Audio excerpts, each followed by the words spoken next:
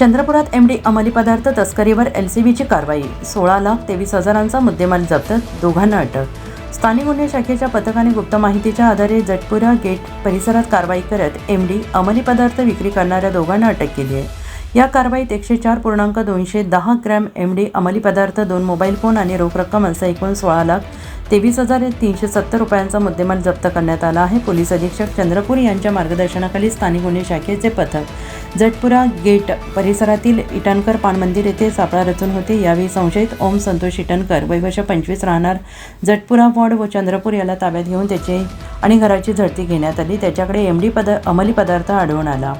या चौकशीत ओम इटनकर यांनी सदर अंमली पदार्थ इरफान उर्फ भुऱ्या पठाण राहणार बागल खिडकी चंद्रपूर याच्याकडून घेतल्याचं सांगितलं.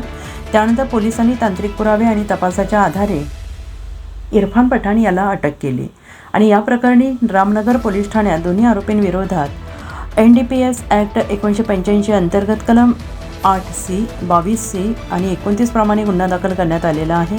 अंमली पदार्थ पुरवठा करणारी साखळी, आर्थिक व्यवहार आणि अन्य संबंधित आरोपींचा शोध पोलीस घेत आहेत. ही कारवाई स्थानिक गुन्हे शाखेचे पोलीस निरीक्षक अमोल काचोरे यांच्या नेतृत्वाखाली पथकाने केली आहे. या कारवाईत स्थानिक गुन्हे शाखेतील अधिकारी आणि कर्मचाऱ्यांनी महत्त्वाची भूमिका बजावली आहे. निलेश ठाकरे, चंद्रपूर.